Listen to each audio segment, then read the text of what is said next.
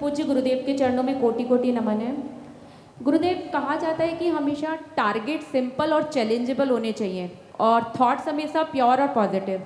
तो गुरुदेव, हमें अपनी टारगेट को चैलेंजेबल बनाने के लिए क्या किन किन बातों का ध्यान रखना चाहिए, और क्या आध्यात्म में आगे बढ़ने के लिए या मोक्ष मार्ग में आगे बढ़ने के लिए चैलेंजेबल जैसे शब्दों को महत्व देना चाहिए?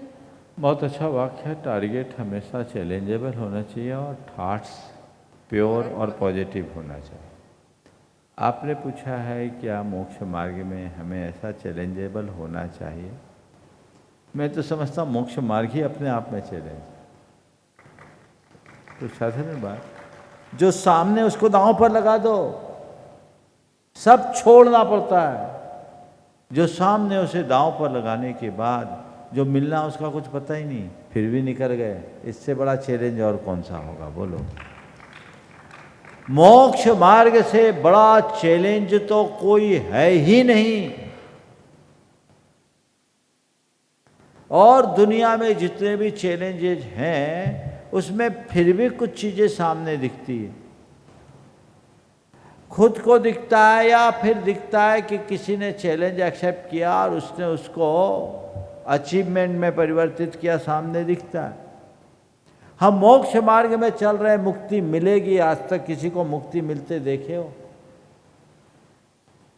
आज के इस युग में तो किसी को मुक्ति की कोई संभावना ही नहीं है।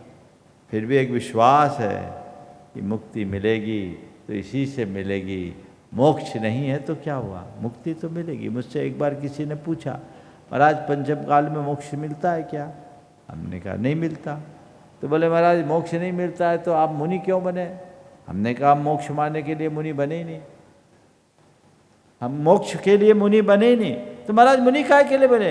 हमने कहा मोक्ष के लिए नहीं बने, मोक्ष मार्ग के लिए बने हैं। और हमें पता है जो मोक्ष मार्ग पर चलेगा वही मोक्ष तक पहुंचेगा। आज मोक्ष नहीं है तो क्या हुआ? ओम। आज मोक्ष नहीं है तो क्या हुआ? मोक्ष मार्ग तो है।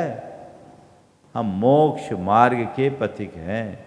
और वो विश्वास तो ध्यान रखना, चुनौतियां कदम कदम पर आती है, लेकिन जिसका विश्वास प्रगाढ़ होता है वही चुनौतियों को उपलब्धियों में परिवर्तित करता है। तो अपने अंदर का विश्वास जागृत रखिए। आत्मविश्वास जीवन की उपलब्धियों का सबसे सबल आधार है। चाहे कैसी भी बात हो, चैलेंज है ठीक है, लेकिन आत्मविश्वास हो कि हम उसको पलट सकते हैं। तो अपने आत्मविश्वास को प्रगाढ़ बनाइए, जिससे अपनी चुनौतियों को उपलब्धियों में बदलें। हाँ, जहाँ तक अपने थॉट्स को प्योर और पॉजिटिव बनाने की बात है, ये बिल्कुल सही है। शुद्ध अंतस्करण और सकारात्मक दृष्टिकोण ही सही मंजिल तक पहुंचा पाते हैं। इसलिए अपने टारगेट्स को हम कितना भी बड़ा बनाएं, ये हमेशा ध्यान रखें कि हम उसे अचीव करने का रास्ता हल्का ना अपनाएं, सही अपनाएं। नमोस्तु गुरुदेव।